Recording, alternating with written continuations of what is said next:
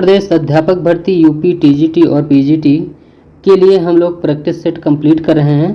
Practice set में अभी तक हम लोगों ने 20 प्रैक्टिस सेट कंप्लीट कर लिए हैं। आज का हमारा प्रैक्टिस सेट नंबर होगा 21। हमारा 21वां प्रैक्टिस सेट है। इस 21 प्रैक्टिस सेट में एक परिवर्तन किया गया है। 21वें में जो अभी तक हमने आपको 20 प्रैक्टिस सेट प्रोवाइड किए हैं उन सभी में कंप्यूटर के क्वेश्चन 1-1, 2-2 पूछे थे। इस सेट से 21 के बाद कंप्यूटर के क्वेश्चन इसलिए नहीं पूछेंगे, इसमें लिखे गए हैं क्योंकि उसकी एक अलग से प्लेलिस्ट बनाई गई है।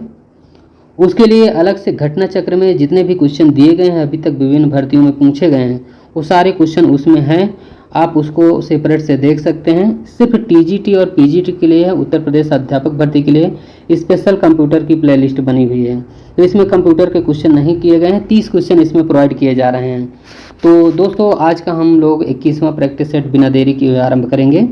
इसमें जो पहला क्वेश्चन पूछा गया है, बौद्ध साहित्य लिखा गया था तो किस भाषा में लिखा गया था? तो इसका सही आंसर हो जाएगा एक पाली भाषा में लिखा गया है। इसका सही आंसर है दूसरा। दोस्तों बौद्ध साहित्य को त्रिपिटक भी कहा जाता है और त्रिपिटक पाली भाषा में लिखा गया है और त्रिपिटक को 3 भागों में बांटा गया है, जिसमें विनय पिटक है, सूत्र पिटक है और अभिधर्म पिटक है। आगे क्वेश्चन है दूसरा नंबर। दूसरे में दिया गया है सिंधु घाटी सभ्यता में कौन सा संकेत नहीं मिलता है? तो इसका सही आंसर हो जाएगा गन्ना उगाने का संकेत नहीं मिलता है, जो कि सरसों, तिल, जौ ये सभी फसलें उगाई जाती थी। सिंधु घाटी सभ्यता के लोगों को कई फसलों की जानकारी थी, जैसे गेहूं, जौ, कपास, खजूर, तरबूज, मटर, राई, सरसों, तिल। इसके अलावा मोटे अनाजों में रागी, ज्वार, मटर की भी खेती करते थे और जैसे लोथल से चावल के भी अवशेष मिले थे। क्वेश्चन नंबर तीसरा है। तीसरे में दिया गया है ताजमहल का डिजाइन तैयार किया गया था, किसके द्वारा किया गया था? तो उस्ताद ईसा के द्वारा ताजमहल का डिजाइन बनाया गया था और इसको बनाने में लागत जो लगी थी वो 9 करोड़ लगी थी और इसको लगा था समय 22 साल लगे थे ताजमहल के निर्माण में। क्वेश्चन नंबर चौथा है। चौथे में दिया गया है भारत में पहली बार रेलवे ट्रैक में किस गवर्नर जनरल के अधीन रेल की शुरुआत की गई थी? भारत में पहली बार रेलवे ट्रैक की शुरुआत की गई थी लॉर्ड डलहौजी के समय में। इसका बी ऑप्शन राइट आंसर है। क्वेश्चन नंबर 5वां है। 5वें में दिया गया है 5वें में है 1857 के विद्रोह में झांसी की रानी लक्ष्मीबाई ने किसके सहयोग से वास्तविक रूप से विद्रोह किया था? तो इसका राइट आंसर है तात्या टोपे। इसका करेक्ट ऑप्शन है ए ऑप्शन। आगे क्वेश्चन है छठवां में दिया गया है। ये क्वेश्चन बहुत ही महत्वपूर्ण है। इसमें पूछा गया भारतीय राष्ट्रीय सेना का संस्थापक कौन है? तो इसका राइट आंसर है सुभाष चंद्र बोस। दोस्तों ये क्वेश्चन सुभाष चंद्र बोस ऑप्शन के अकॉर्डिंग यहाँ पास सही होता है, जो कि भारतीय राष्ट्रीय सेना की स्थापना सर्वप्रथम 1942 ईस्वी में मोहन सिंह के नेतृत्व में की गई थी। मोहन सिंह ने किया था। ये जापान में बंदी बनाए गए ब्रिटिश भारतीय सेना के युद्ध बंदियों द्वारा मलाया अभियान में और सिंगापुर में की गई थी। बाद में इसका विघटन हो गया, इसका पतन हो गया तो 1943 ईस्वी में फिर 43 में दक्षिण पूर्व एशिया में सुभाष चंद्र बोस के आगमन से उन्हीं के नेतृत्व में फिर भारतीय राष्ट्रीय सेना का गठन हुआ था, इसलिए संस्थापक माना जाता है। क्वेश्चन है 7वां है। 1815 में आयोजित कलकत्ता की पहली आत्मीय सभा के संस्थापक कौन थे? तो इसका राइट आंसर हो जाएगा राजा राम मोहन राय। इसका करेक्ट आंसर है। क्वेश्चन नंबर है 8वां में दिया गया है वह एकमात्र वायसराय कौन थे जिनकी भारत में हत्या हुई थी? तो लॉर्ड मेयो है जिसकी भारत में हत्या हुई थी। इसका सही आंसर है डी ऑप्शन। एक अफरीदी पठान कैदी शेर अली ने इसकी 8 फरवरी 1872 को अंडमान द्वीप के पोर्ट ब्लेयर में लॉर्ड मेयो की हत्या कर दी थी। क्वेश्चन है 9वां नंबर। 9 में दिया गया है 1924 में भारतीय राष्ट्रीय कांग्रेस के बेलगाम सत्र की अध्यक्षता किसने की थी? तो ए की गई थी महात्मा गांधी के द्वारा। बी ऑप्शन राइट आंसर है। क्वेश्चन नंबर 10वां है। 10वें में दिया गया है असहयोग आंदोलन शुरू हुआ था, तो ये शुरू किया गया था 1920 ईस्वी में। बी ऑप्शन राइट आंसर है।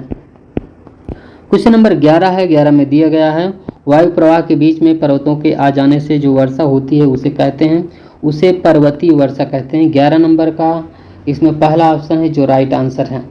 क्वेश्चन नंबर 12 है।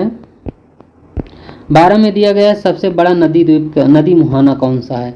तो सबसे बड़ा जो नदी मुहाना है वो गंगा नदी का है, इसका राइट आंसर है। नदी जहाँ सागर से मिलती है वह नदी का मुहाना कहलाता है। नदी के मुहाने पर डेल्टा का निर्माण होता है। सबसे बड़ी नदी डेल्टा सुंदरबन का डेल्टा है, जो गंगा और ब्रह्मपुत्र नदियों के मिलने से बनता है। 60% बांग्लादेश में और 40% हमारे देश में सुंदरबन का डेल्टा है। क्वेश्चन नंबर 13 है। 13 में दिया गया है, लोकप्रिय गोपीनाथ बारदोलाई अंतर्राष्ट्रीय हवाई अड्डा कहाँ पर स्थित है? तो इसका सही आंसर है ये गुवाहाटी में है। पहला ऑप्शन राइट आंसर है इसका। क्वेश्चन नंबर 14 है। 14 में दिया गया है, कौन सी नदी बंगाल के सूख के नाम से जाना जाता है? बहुत इंपॉर्टेंट है। तो दामोदर नदी है जो बंगाल के सूख के नाम से जाना जाता है, इसलिए क्योंकि दामोदर नदी बाढ़ और अपरदन के लिए कुख्यात रही है, मानी जाती है। और इसका बाढ़ का जल 18,000 वर्ग किलोमीटर क्षेत्र को तबाह कर रहा है। यह नदी पश्चिम बंगाल में 240 किलोमीटर बह करके हुगली नदी में मिल जाती है। इस नदी को बंगाल का सूख कहा जाता है। क्वेश्चन नंबर 15 है। 15 में दिया गया है, देश का पहला अयस्क आधारित एकीकृत इस्पात संयंत्र कौन सा है? तो यह है Visakhapatnam. C option right answer है। आगे क्वेश्चन नंबर 16 है। 16 में दिया गया है, समावेशी विकास किस पंचवर्षीय योजना का उद्देश्य था? तो 11वीं पंचवर्षीय योजना है जो समावेशी विकास का उद्देश्य था। क्वेश्चन है 17 में दिया गया है, भिलाई, दुर्गापुर, राउरकेला के इस्पात संयंत्रों की स्थापना किस पंचवर्षीय योजना के दौरान हुई थी? तो दूसरी पंचवर्षीय योजना है जिसमें इन सभी इस्पात संयंत्रों की स्थापना हुई थी।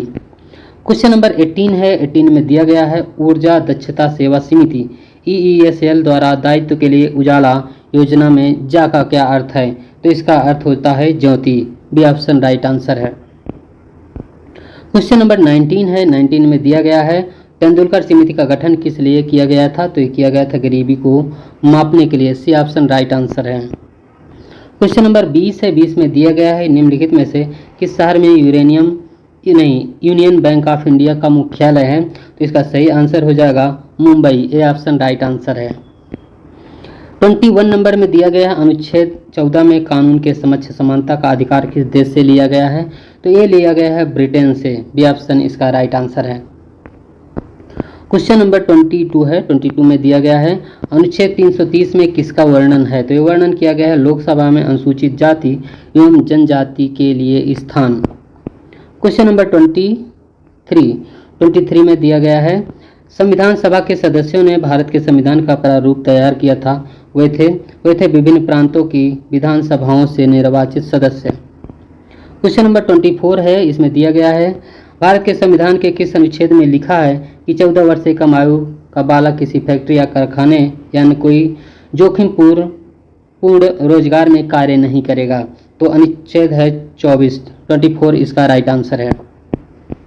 क्वेश्चन नंबर 25 है। इसमें दिया गया है, स्थानीय स्वशासन संस्था से निर्वाचित पदाधिकारियों को हटाने का प्रावधान कहाँ लागू किया गया है? तो इसका राइट आंसर है Madhya Pradesh. D option right answer है। क्वेश्चन नंबर 26 है। इसमें दिया गया है, ऊंट बिना पानी के कुछ दिन तक मरुस्थल में रह सकता है, ऐसा वह कर पाता है अपने कुबड़ में जमा किए गए चिकनाई का प्रयोग करके, वसा का प्रयोग करके।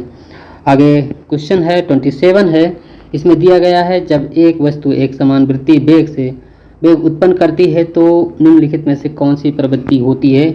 तो इसका राइट आंसर हो जाएगा डी ऑप्शन दिशा। क्वेश्चन नंबर 28 है। इसमें दिया गया है, द डूम लूप नामक पुस्तक के लेखक कौन हैं? तो इसका राइट आंसर हो जाएगा इसमें ईश्वर प्रसाद। ए ऑप्शन राइट आंसर है। 2026 में प्रकाशित द डूम लूप पुस्तक के लेखक ईश्वर प्रसाद हैं। यह पुस्तक वैश्विक आर्थिक व्यवस्था में बढ़ती अस्थिरता और जटिलताओं पर विश्लेषण करती है।